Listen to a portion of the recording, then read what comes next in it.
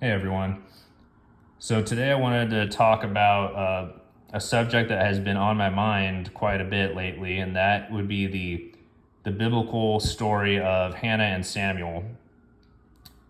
Um, so I might talk about both Hannah and Samuel in this video, or maybe this video will just be about Hannah, and the next video, then I'll maybe do a separate video about Samuel. But we'll just see how it goes. But I want to at least really talk about the story of Hannah, yeah, in this video at the very least. So many people are relatively familiar with Hannah in the Bible, in the Old Testament. So Hannah was a woman in the Old Testament who she prayed to God for a son, and God granted her request and gave her a son, and that son was Samuel. He became the prophet Samuel, who many people know about very well. So Hannah is generally pretty well known for that, for praying to God and her prayer being answered. I think there's a lot of other very key details in her story that add a lot of depth and nuance to her story, and that, if we take a look at that today, we'll see how that really applies to our own spiritual lives walking with Christ today. So we're in 1 Samuel chapter 1. So we'll start at verse 1.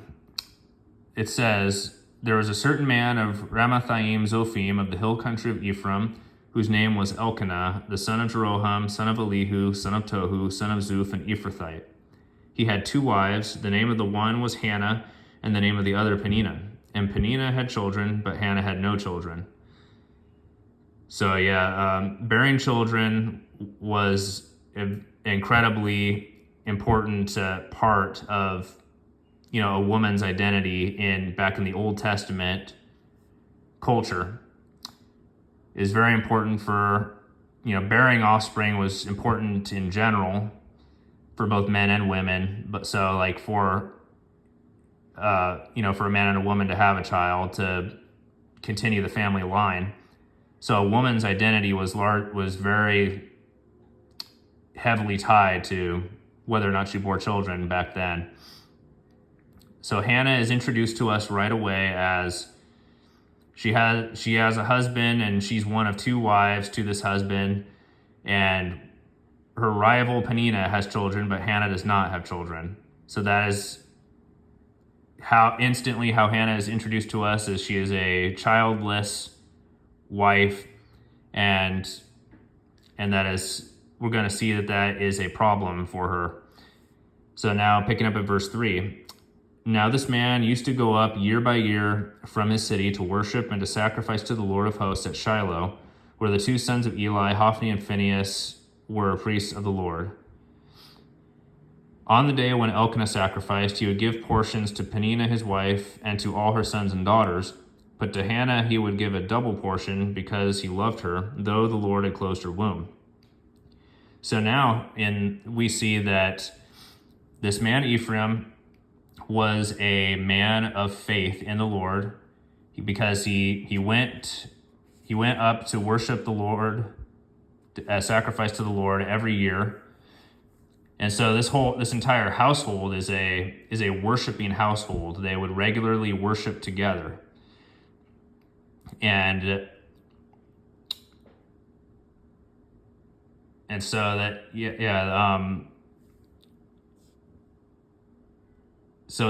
is something to be understood about Hannah as a person, as an individual, is that she is a woman. She's an individual who lives in an environment where she and all the people around her are regularly worshiping the Lord.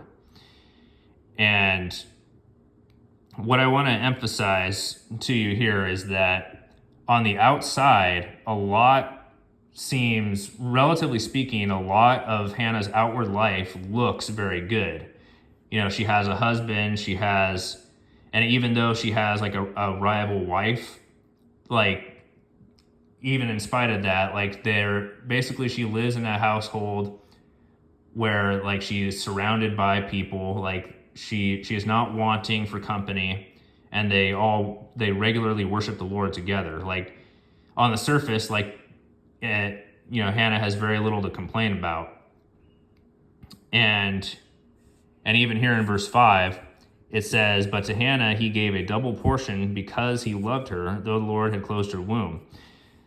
So it's also very clear here that Elkanah truly does love Hannah. So Hannah, again, she is in this environment of worship, and her husband truly does love her.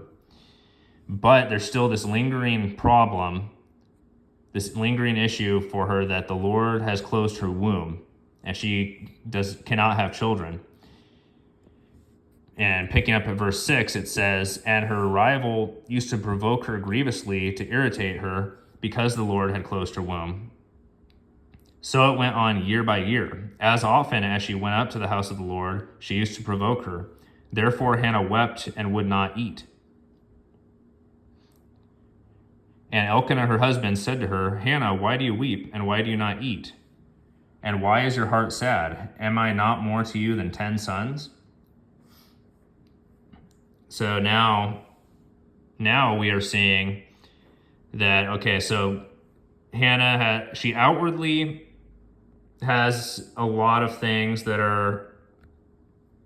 seem outwardly good, again, but now we're seeing that it says here, notice that it says year by year they would go to the house of the Lord, and every time, so this is a very regular occurrence that they would worship at the house of the Lord year by year, and every time they go there, Hannah's rival provokes her, and it causes her to weep and to be deeply sad in her heart.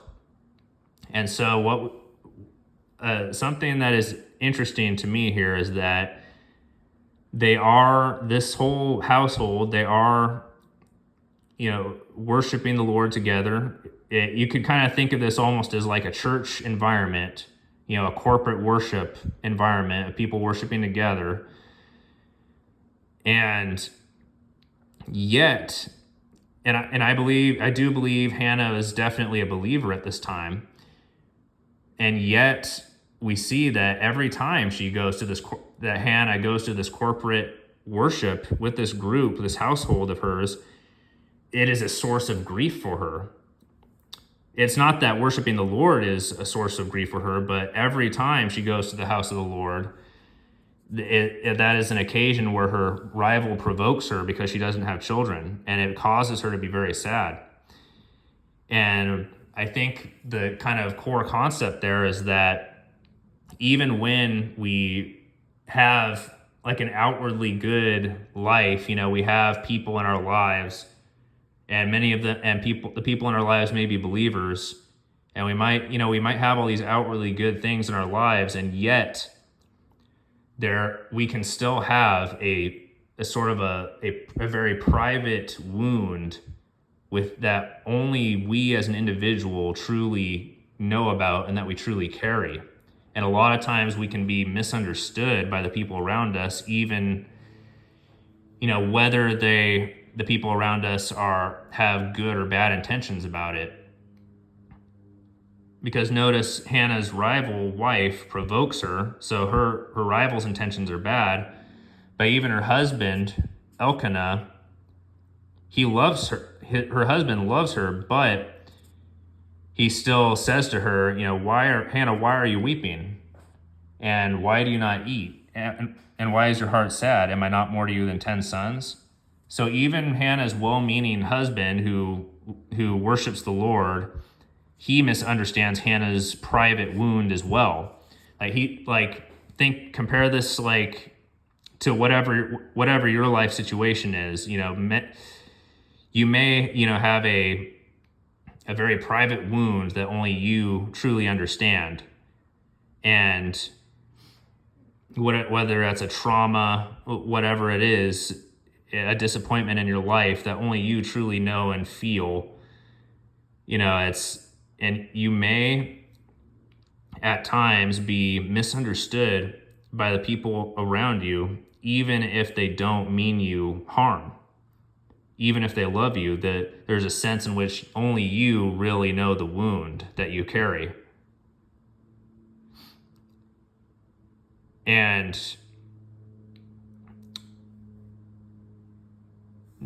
so, yeah, that's definitely something to think about. For Hannah, her womb, again, her private wound is that she does not have children, which is very important in that culture. And so, picking up in verse 9, it says, after they had eaten and drunk in Shiloh, Hannah rose. Now Eli the priest was sitting on the seat beside the doorpost of the temple of the Lord. She was deeply distressed and prayed to the Lord and wept bitterly. So notice here, earlier, Hannah was a part of the group. She was with her whole household, her husband and her whole husband's household. They were all worshiping together like they do every year, as the scripture said. It said that year by year they would do this. They would come up to the house of the Lord to worship together. Hannah would get sad every year. And now in this particular occasion, it says Hannah rose and she went to the temple, to the doorpost of the temple by herself to pray to the Lord.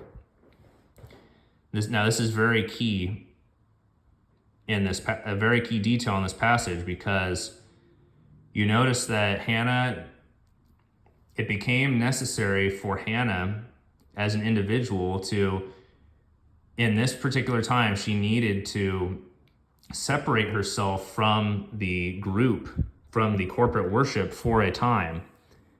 Not necessarily forever, but she had to separate herself from the group worship for a time in order to really hone in on really coming to the Lord as an individual and praying to the Lord genuinely as an individual. And that is something very important for us as Christians to think about a lot, is that there is a place for corporate worship, fellowshipping with other believers, but there are necessary times where we need to get away from the group and kind of go to our own private prayer closet and really reaffirm and focus on what is it that we as an individual really believe, and what is it that we need to say to God, what is it that we as an individual, and what is it that we as an individual need to hear from God. And we even see that patterned for us by Jesus himself. When Jesus was on the earth, he was ministering constantly to people, to crowds of people, performing miracles and teaching the word of God. But there were times in Jesus' ministry where he had to go alone to a private place to pray. So if that was necessary for Jesus to do, how much more for us mere mortals? And this detail in verse 10, it says, she was deeply distressed and prayed to the Lord and wept bitterly. That reminds me of the Beatitudes of Jesus, how Jesus said, blessed are those who mourn, blessed are the poor in spirit. And it also reminds me of how Jesus said that God is spirit, and those who worship him must worship in spirit and truth. So in other words, worship is not just about gathering, in a church building and going through the motions of singing songs and sitting in the pews. It's not just about that. True worship is a matter of the heart, and we worship God, and we are to worship God in spirit and in truth and sincerely, and to cast our cares upon the Lord, and to really want to sincerely want to listen to what the Lord has to say to us as individuals. And now we're going to pick up in verse 11. It says, "And she vowed a vow and said, O Lord of hosts, if you will indeed look on the affliction of your servant and remember me and not forget your servant, but will give to your servant a son, then I will give him to the Lord all the days of his life, and no razor shall touch his head." Now notice that in Hannah's time here, in her moment here of having to get away from the crowd and to pray and worship, to pray to the Lord as an individual out of sincerity, she is, now she is presenting a very specific prayer request to the Lord, that asking him to give her a son, which is the thing that she was lacking in her life until now. But notice something here. She very specifically asks the Lord for a son, but it's not just for her own sake or her own happiness that she wants a son. Notice it says that if the Lord gives her a son, then she intends to give the son to the Lord all the days of his life.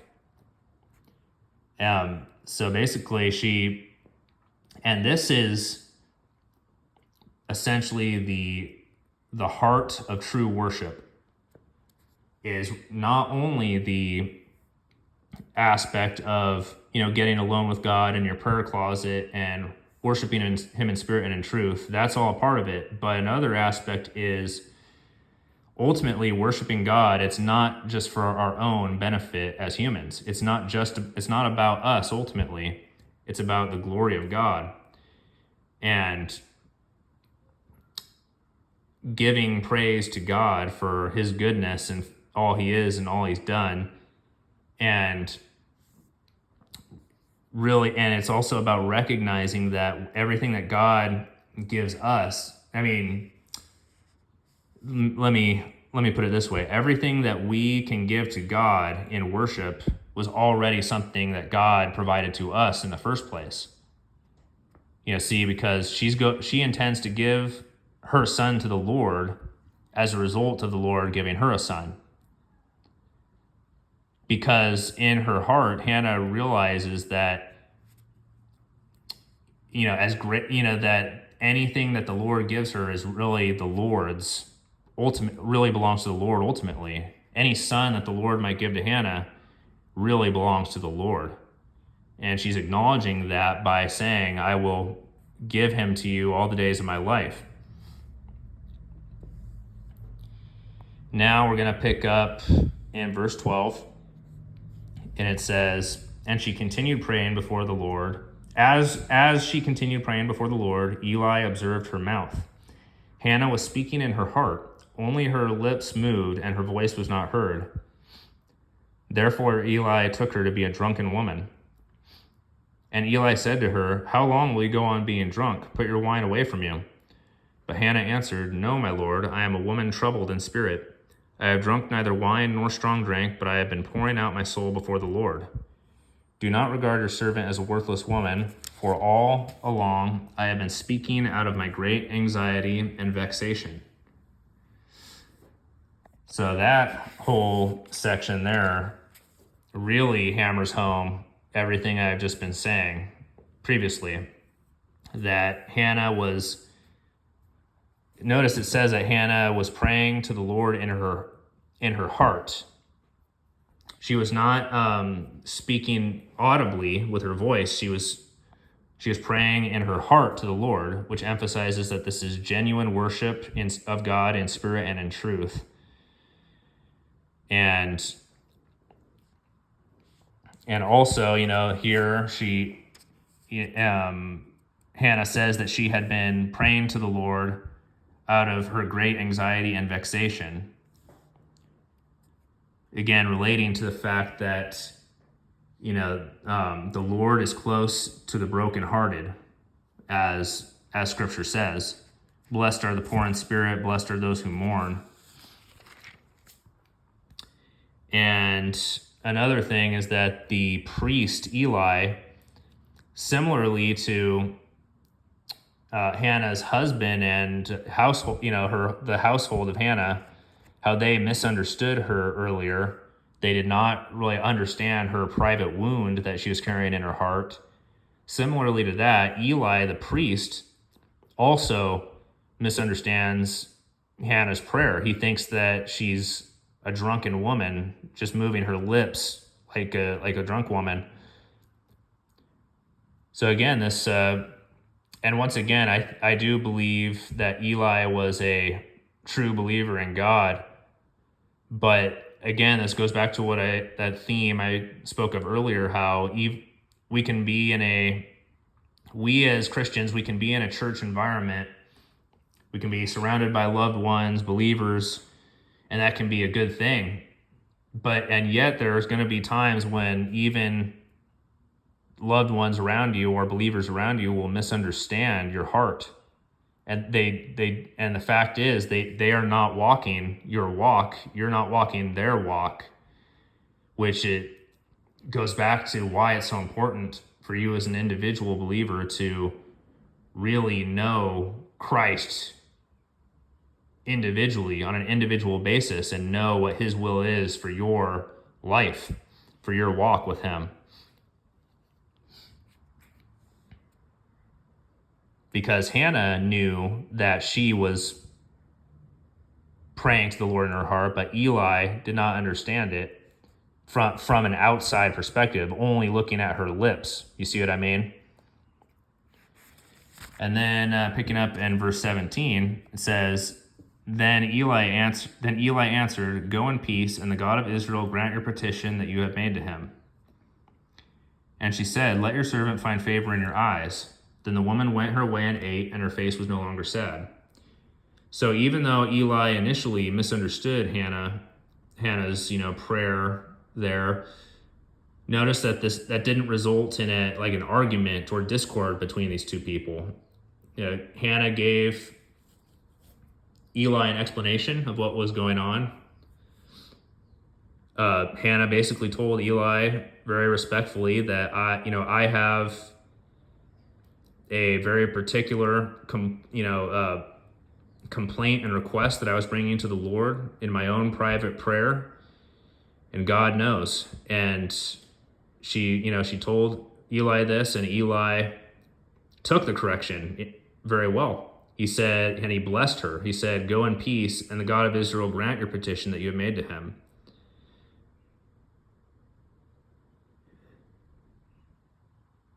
And so I'll summarize a little bit here. So after this point, God grants Hannah's prayer request. He gives her the son, and she names him Samuel. And after that, after God gives Hannah her son, we come to verse 21. Verse 21 says, The man Elkanah and all his house went up to offer to the Lord the yearly sacrifice and to pay his vow.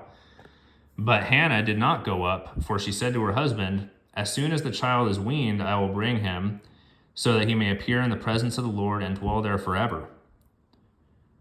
Elkanah, her husband, said to her, Do what seems best to you. Wait until you have weaned him. Only may the Lord establish his word. So the woman remained and nursed her son until she weaned him. And when she had weaned him, she took him up with her, along with a 3-year-old bull, an ephah of flour, and a skin of wine. And she brought him to the house of the Lord at Shiloh, and the child was young. So here in this section, we see that Elkanah and his household, they're going up once again to do the corporate group worship as they always do.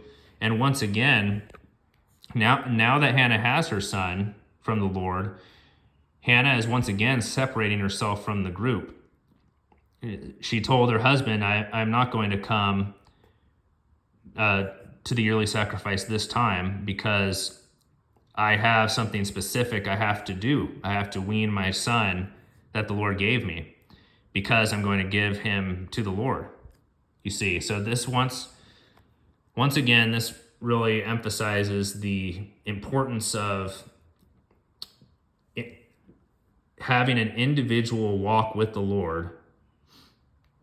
And it's not that we're not that we're to reject corporate, group worship with other believers, but we ultimately have to come to the Lord in sincerity, in the heart, and follow God's leading in our individual lives. And we see Hannah doing this and Elkanah respects that, just like Eli had come to respect Hannah earlier, when she explained herself. There's no strife or argument here. It's very, very much an understanding that has been achieved between these people. And then eventually, Hannah did go up to the house of the Lord with her son to worship the Lord. But it had to be according to, what she was individually kind of hearing from the Lord at this time, you see.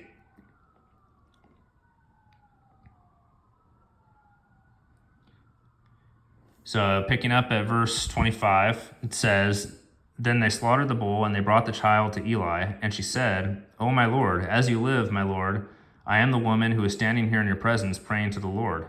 For this child I prayed, and the Lord has granted me my petition that I made to him. Therefore I have lent him to the Lord. As long as he lives, he is lent to the Lord.' And he worshiped the Lord there." So once again, this section really emphasizes the idea that everything that Hannah had asked the Lord for, it was ultimately so that she could give it back to the Lord. So whatever son the Lord would give to her, she would give the son to the Lord, so that her son would live for the Lord, and the Lord would be glorified. And again, I just want to emphasize that is, we really see the heart of true worship here in this chapter, that it has to be done. You as an individual really have to come to Christ in a spirit of sincerity. You have to listen to God's individual call for your life, and you have to realize that whatever God has given to you, spiritually and physically, it is ultimately to be given back to God in praise for His glory. So I think I will stop there with the story of Hannah. So I hope you got a lot out of this video, and God bless you.